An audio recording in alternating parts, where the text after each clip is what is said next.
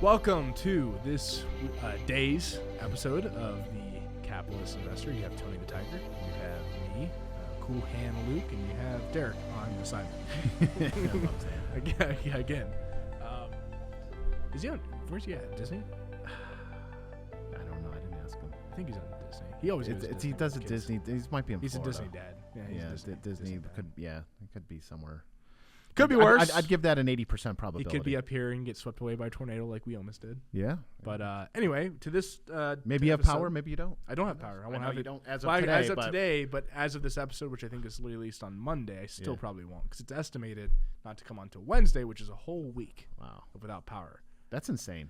And of course, it happens the day or week before I close on my house, which I don't think is going to screw up anything because there's no collateral damage, thank God. But I will say real quick, I will talk about this. I had some crazy anxiety actually today as a recording of this podcast. I stopped at my house before coming to the office, and I went downstairs. And there was, and I'm okay saying this because I'm a very open person. I don't care if the buyer of my house listens to the podcast. Probably don't. But there was a little, small, tiny puddle of water right in the middle of the floor. And I'm like, why is that?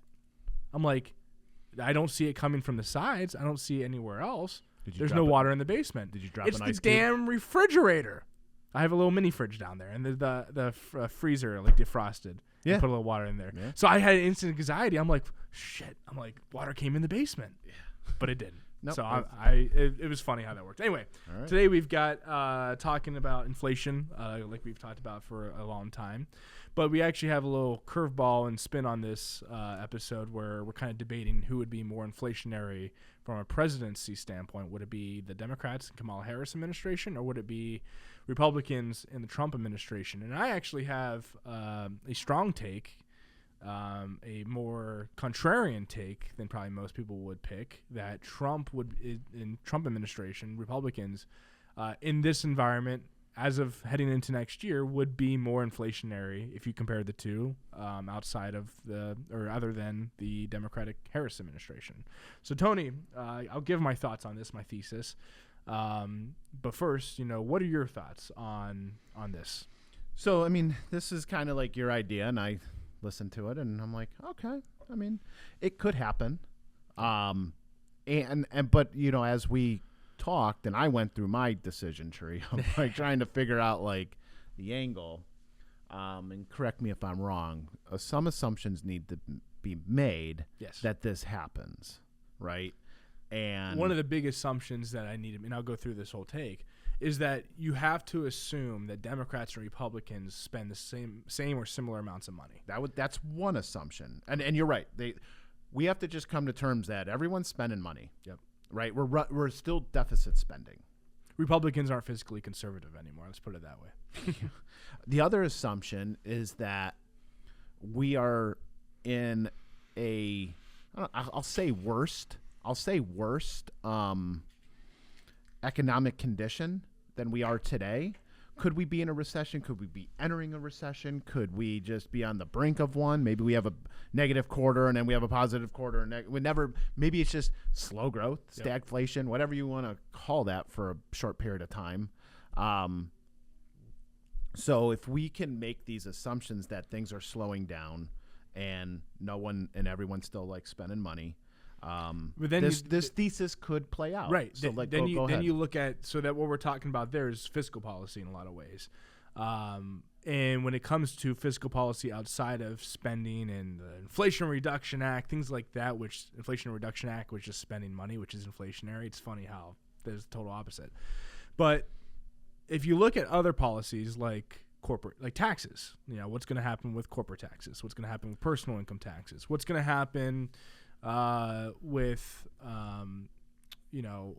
other parts of the Federal Reserve and right. Well, like another assumption is like Trump wins. So so let me go through the timeline. It's August of 2024. By November, we're maybe on the brink of a recession. Which the word recession sounds so bad, but it's a normal market cycle. But we're on the brink of a recession or in a recession, and Trump wins. Yeah.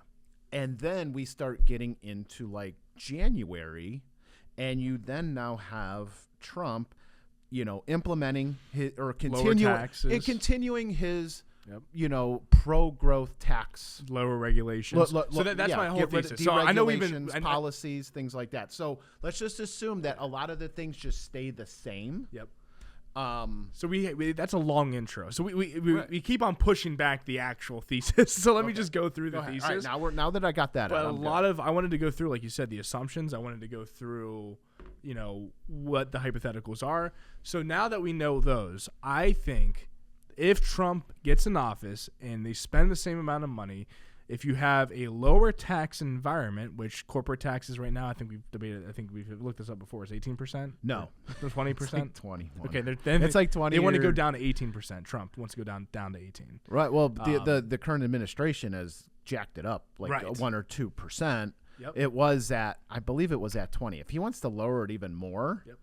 Well, he wants to lower taxes for both corporations and personal. He wants to deregulate things, right, to allow the free markets to work more properly. So if you add in on top of the ridiculous spending that conservatives and Republicans do already, like the Democrats do, and you have a more pro-growth corporate environment and a lower tax environment, that means the economy is actually rocking better than it would under the Harris administration, and that is inflationary. And that's what happened when Trump, when he changed the taxes. Within a few years, we started having record tax revenue. Yes, with lower taxes. We were all paying lower taxes, yet they were making more money. How does that happen? That means things are moving. Right. Things are moving faster than they were. More things are being bought and sold, and the taxes on those things are going through the cycle. And I said this on Fox. There's more people working to pay tax. I was on Cavuto's show on Saturday on Fox News, and I said something similar to what I just said, that I think Trump would be a little bit more inflationary, but I think it's actually a good thing. Because next year, if we're in a deflationary environment, that's the other part. If we're heading into a recession, maybe there is deflation. We need inflation. Maybe we get down to 1 or 0% because we're going backwards. But people came at me, actually. Danielle DeMartini Booth posted the video on YouTube. She's got a lot of followers. It has 100,000 views on YouTube, a lot of comments. And I read through a couple comments, and a couple of the guys were coming at me. They're like, "This guy's an idiot. He has no idea what he's talking about because free markets, if they work properly, make things more competitive and drives down prices. It's deflationary." I get that argument. I get competitiveness. I get how the free markets work. This is my pure study. This is what I love. Why isn't that happening? Right? Well, it did not happen for the last few years. That's a long-term thing. Listen, free market capitalism, yes, it drives down prices in the long term. Sure. Because of competition, because of everyone trying to cut prices to get people to buy their goods. I get how that works in the long term and how the theory works, but when you actually look at policy of what's happening in the short term, obviously lower tax, pro-growth environment is going to rock the economy, which anytime the economy rocks, just simple supply and demand. More demand for things pushes up prices. That's just the simple fact of supply and demand. So I get the people coming at me. I get it. Listen, you don't have to explain it to me too much, but I will say you guys are wrong that it is inflationary when you have a lower tax pro-growth environment. I mean, I saw it the other day, and I know this is one of their thesis, but what are the two words? Equality and DEI. No, it's not DEI, but it's equality and equity. Not equity. It's something else. There's the two E words, but essentially, the Harris administration wants to take from the rich and give to the poor and equal everything out. Yeah, that is anti-capitalism, redistribution right? of wealth. Yeah. And hey, they no one ever had they're communists. That's what this is coming from Elon, right? Because he's like, wow, that's just straight communism. It sounds like, hey, you're really good at what you do. That's cool. I'm gonna take what you. I don't care if I get flack for saying this. The new Liberal Party are almost communists. The Democrats are almost communists at this point, and I don't really care. Not all of them, but there's quite a few out there. There is a large portion of that party that are almost full-on socialists, leaning towards the communists. It's not good, man. Yeah. Pulling on the heartstrings of the people that don't run out of money. The private markets run out of money to fund the government. That's the thing. If you get a bigger government and a smaller private sector, then it runs out of money. There's nothing. The only time you can redistribute wealth if you have an entity that's actually pumping out money, adding productivity and value. That's the private markets. I mean, I'm just saying, like, hey, rich people normally own a business, and if they continue to stay rich, they're going to continue to keep people employed and may even create a few more jobs. Yeah, that's kind of the cycle. That's the cycle, so. And that's why if you look to history, you have cycles of communism, you have cycles of free market capitalism. I mean, you look at Roman Empire, you look at the Dutch, British, you look at actually all throughout history.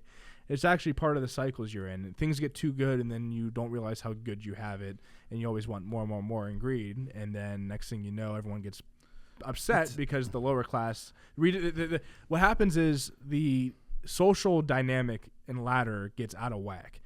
People at the bottom or middle, when you have a wealthy nation and so much wealth created from a capitalistic nation, the money does funnel to the top, but it also funnels through everywhere else. But the people at the bottom or middle get so jealous of the people at the top, then they start implementing more socialistic policies, and then it collapses. So that's my last take on this, and then we'll wrap this up. But my last take, and you give me your last take. But like, I like the theory or the thesis that you came up with. I think people are like, oh my God, everything's inflationary now, it's going to be worse. I'm like, no, I actually think for this to play out, I actually think we might actually hit a 2, 1, 0, maybe a negative inflationary environment, and maybe in the next 6 to 9 months. And where I can see it being inflationary is because if Trump wins, he will have those pro-growths, those pro-policies, those deregulations, and you will see a spark in inflation, but it's coming off of bedrock. That's all I'm going to say. That's the perfect way to explain it. So I call it good inflation, and most people would be like, Luke, there's no such thing as good inflation. That's not true. There is good inflation. Right. I think that will come at the perfect time. All right, cool. All right, well, if you have any questions, you can always reach out to us at info@swpconnect.com. If you have any show ideas, thoughts on anything that we've said, and we'll go from there. So thanks for listening.